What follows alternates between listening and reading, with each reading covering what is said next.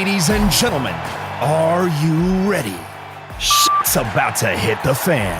Welcome to Unsanctioned Thursdays on Wrestling with Freddie. Ladies and gentlemen, welcome to a brand new episode of Unsanctioned Thursdays. Yeah!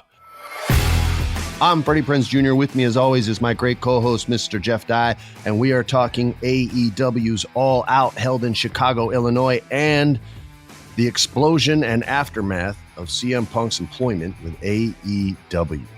And I think we should start with that. It's pretty important. What can I say here? Okay. I'm friends with some of the people that he's had an issue with, first and foremost. So I should get that out of the way so everyone goes, oh, Freddie's biased. Yeah, I'm biased. But I will say this. When you keep doing the same thing over and over, and you keep blaming everyone else, and it's the world's fault, right? Like that Alessia Cara song, and you don't have to change a thing. The world could change its heart. The world ain't going to change for you or for nobody. And the world don't owe you shit. It's your responsibility as a human being to find out your place in this world and make the absolute most of it. But the world doesn't owe you a damn thing. And a lot of people end up in a similar situation every single time because they keep behaving a certain way that turns people off. It's really hard to piss people off. It's really easy to make them feel good. And at a certain point, I think you have to turn that finger towards yourself and say, okay, what is it about me? What am I doing wrong? Or you have to have someone, a therapist, a wife, a best friend who calls you on your shit, who says, yo, man, this is the third time. The third time. The third time. How many more before you figure out that this might be more of a you problem and less of a them problem? I know there's going to be a lot of our listeners who disagree with me. Yo, I respect where you're coming from. I get it. You love him. And a lot of the young people you might think are soft, and maybe you think he's tough. I get it. I'm not trying to say you're wrong. I'm just trying to let you know where I'm coming from based off my experience with him. Like he wasn't a nice guy to me, and it would have been easy to be nice to me. And instead he would just blow me off every time I walked by when I worked there. And so I was never going to work with him because he didn't need my help. So I was always like, why are you going out of your way to be a dick to me if you and I are never going to work together ever, ever? So this is a weird thing, man. I felt really bad for Tony Khan. I don't think he should have made the statement that he made because he's not a good public speaker at all. And it gives Punk an opportunity to like shit all over him in his first interview outside of the business or outside of this firing. I wish he wouldn't have done that. The letter was enough. But this is a goddamn shame. And when ego and pride are dictating the decisions you make, you can accomplish great things, but you're more than likely, even with your success, going to implode and get destroyed at some point because the foundation that you built your success on is so fucking shaky because there's no one that has your back because you've done too much wrong on the way up. In this case at AEW, he started on top. So he should have been keyed in to this from day one. I have to be the nicest I've ever been. I'll be real with you guys.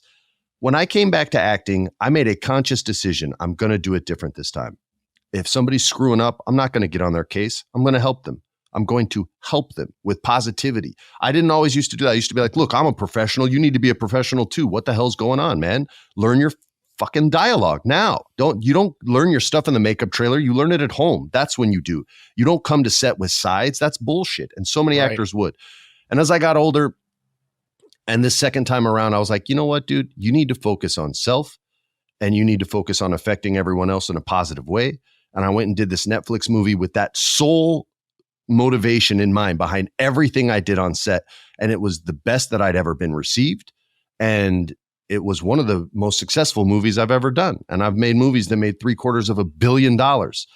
Netflix gave us big love for that. I did an independent film after that with the same philosophy. I'm going to make everyone on this set. I'm going to know every single crew member's name. I'm going to give every actor every ounce of help they need, whether it's in the makeup trailer, in the moment. I don't care if they learn their shit or not. I'm going to be patient and tolerant with young people. All these things, these were huge motivations for me to be different this time around. And the success that I had and the experience that I had was the complete opposite of the experience that I used to have, which made me leave the business, to be honest with you, or one of the contributing factors. So this guy eventually either needs to figure this out or that's a goddamn wrap. And I hate to sound cold and brutal like that, but I've talked about the federation that I want to start here. And I've spoken to professional wrestlers and said, hey, man, would you be down to help me out if I'm doing this? I'm not joking. Every single wrestler that I reached out to, but one, said, anything you need, I would love to help you. Just don't hire Phil. And this is over 10. Yeah. It's over 10. Okay. And only one didn't say anything. And I don't know how they feel about the guy. But everybody else was like, don't hire Punk. Please don't hire Punk. Dude, I'll help you out. But if you hire Punk, I'm out. Like, it was everybody. And that has to be a mirror that causes you to go, yeah, dude, it's time to change. At least that's what I think. And again, if you disagree with me out there, I got nothing but love for you. I may not agree with your take, but I respect it. I know everybody loves him, and he's one of the best to ever do this wrestling thing ever in every single aspect. No? Go ahead. I don't think he's the best to ever do this. We have a authority problem, right? That's what's happening here. Say what you want about Vince McMahon. You could call him a tyrant. You could call him a dictator of wrestling. You could call him a mean boss or a bad guy. At least people respect him in a way that they fear him. CM Punk, when he crossed Vince McMahon, Vince said, that's it. I'm daddy and you don't work here anymore. Whereas Tony Khan refuses to put to have any order or have any respect and fear in that locker room. So these guys are just running around doing what they want. They're fist fighting. They're causing like little groups. They're keeping some people out of the locker room. It's very cliquey. You can't allow that. You've got to say, hey, we're running a thing here. You know, there's got to be some rules. You can't just punch a guy in the face or choke a guy out or whatever the hell happened. Nobody seems to have anything, figure out what actually happened. And they go, okay, you're not here anymore. And then he just comes back months later and he's like headlining like a thing. And Tony Khan saying that he fired him was because he knew CM Punk quit. So it just made him look like, oh, I fired him. It's like, you didn't fire him. In fact, if he came and had a little meeting with you next week, you wouldn't wait a second to have him right back on the card. Really? You think so? You think he would bring him back again? Wow. Yes. I don't know. It's a money thing. Maybe. I don't know. It's a money thing. Well, and also, if Collision dies, then yeah, because that was Punk's show. If Collision starts dying in the ratings, then wow, what if you're right, dude? That would be insane. Well, and also Tony Khan, I know I sound like I'm being hard on Tony Khan, but he's me. No, it's okay. He's just a big wrestling fan. He loves wrestling. So it's like it's hard for him to boss around these guys that are older than him. They're way super more respected in the wrestling world than him. Like it'd be like if you let me run Major League Baseball. Like I'm just such a big fan that one of the players would be like, "Shut up, man, pay me triple," and I'd be like, "Okay." I mean, I think that's how Tony runs it. He's a wrestling fan who has a whole federation and deep pockets. So I think I don't like what happened, but I think that because nobody's ever enforced Punk, nobody's ever told him like, hey, knock this crap off. Like you can't behave like this. Your attitude sucks. If you're not going to play nice, you don't get to play. But he's just always gotten to do what he always wanted.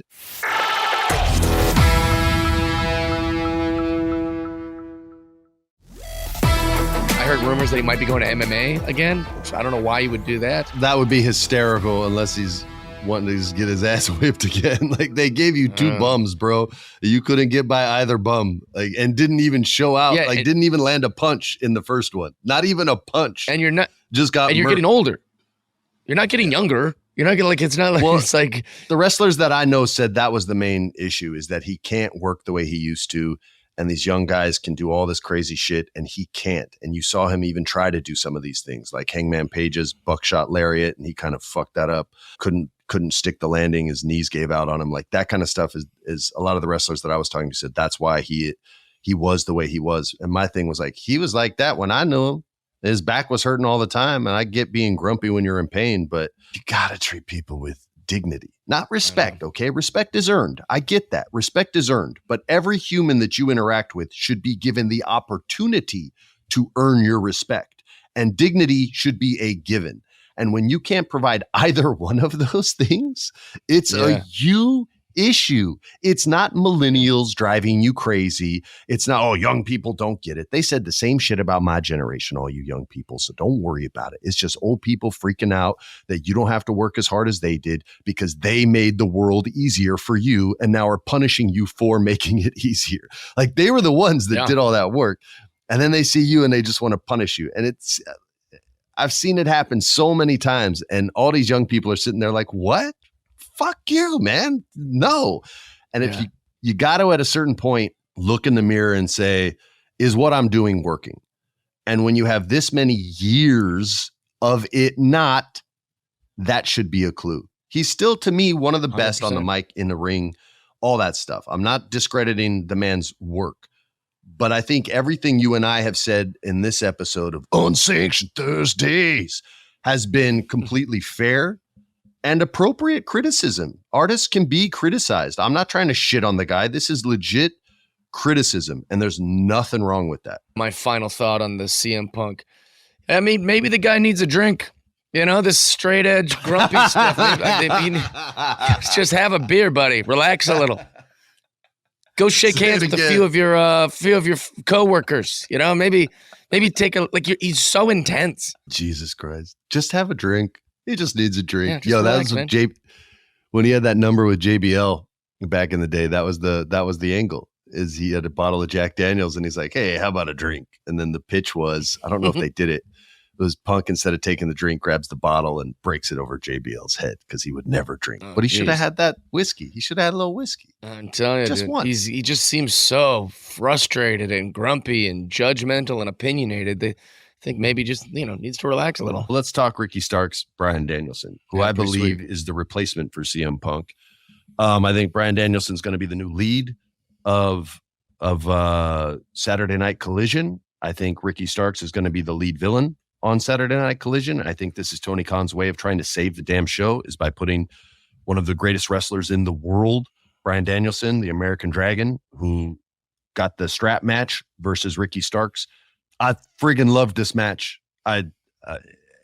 Every second of it, from the very beginning, when Ricky's like, I'm gonna beat your ass before this match even starts. Waited for him to get strapped up first, beat him down, gets in the middle of the ring. Danielson gigs himself. That means cuts yourself so you bleed, people. So when they cut back to him, he's already pouring blood, and then Ricky just starts punching the cut. And of course, Danielson's face, because AEW is a crimson mask. Oh my God. Just like your werewolf, John Moxley, who, by the way, won the international championship from Orange Cassidy. Cassidy finally lost. But this match was brutal. This is one of those matches where both guys are like, all right, dude, this is going to hurt a lot, and I'm really sorry. And they're like, no, it's cool. It's cool. This is why professional wrestlers are tough, and I'm not. Because if somebody was like, hey, man, we can get you $2 million for this strap match against MJF, and here's the story, I'd be like, I'm sorry, what match? What are you talking about, man? I'm not getting whipped. I haven't been whipped since my mom whooped my ass when I was 9 years old, man. Screw that. But these guys went back and forth. They beat each other's asses like Trish and Becky did in that steel cage match, and I loved it. And the cool thing was, and I hate post-match scrums. I don't think Tony should do any of these scrums. I think they're stupid. But Bryan Danielson did say, which I thought was a huge compliment to Ricky Starks. He said, Ricky carried me through that whole match because he was coming off that broken arm. And you could see the skinny arm. You can tell which one was broken. But he said Ricky Starks carried him through that whole match. And I really am starting to believe that Ricky's going to become the wrestler that I hope he could always be. A few months ago, I think I said it. I was like, I think this guy can be a star if he just gets the right chance, the right opportunity. And he's getting it. He got CM Punk first. Even though he lost, he still got some wins in tag matches and shit, and some shady wins. And now with Bryan Danielson, I mean, that's the top two dudes, Bryan being the new lead and Ricky still being the freaking man. But I love this match, and I get a little squeamish with real blood. I prefer fake blood in horror movies. CGI blood is nice too. But I love this match, dude. What about you? I just thought of a great idea that AEW should do while you were talking about. You know what they should do is they should have side quest to go. Some of these guys from Elite and the Click and all these guys.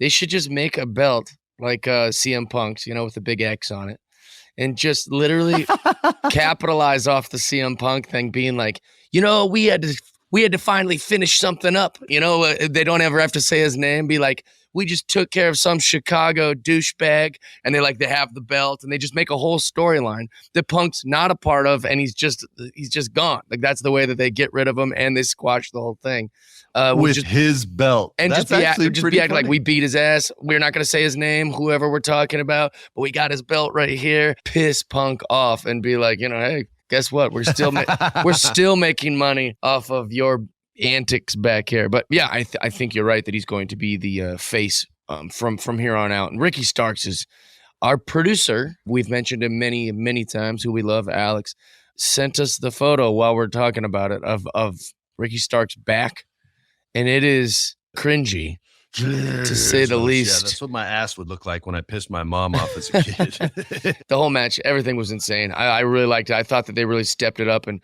dude, AEW is becoming infinitely better than WWE to me. I never thought I would ever say that, but if I'm like so in on AEW. All right, we're closing with this, dude. Powerhouse Hobbs versus Miro. Now, I've said this on the podcast a lot of times, and I don't get to take credit for it, but I am going to try and sneak my way in and take credit for this one. Big E in a podcast once described wrestling as meaty men slapping meat.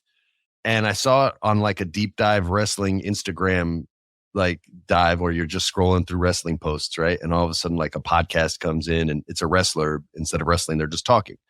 And he said that, and I died laughing. And I've said it a bunch on this. Well, apparently I'm not the only one that fell through that wrestling hole on Instagram, because the entire crowd of AEW All Out started chanting various versions of meaty men slapping meat. They were screaming, slap that meat, meat forever, clap, clap, clap, clap, clap, meat forever, clap, clap, clap, clap. This is meat. Instead of this is awesome. Like, they committed so hard to this, and I'm not even lying. It didn't ruin the match because the guys were really good and busting each other's ass. But I honestly, normally I get mad at the crowd. You guys know I get pissed off at you for hijacking matches. This was the world's greatest hijack ever. I loved it. I loved that you guys stole it. And thank you so much. And if you don't want to give credit to Big E, maybe you're mad at Big E, even though he's like the nicest guy in the world. Give credit to Jeff and I. Yeah. And we'll just say that we put that term over, and that's the reason why it was said. We're very influential. We're rewriting it. We're rewriting the history. We came up with all this. It's our idea. Yeah, that's right. That's right. This is meat. This match cracked me up. Welcome back, CJ Perry.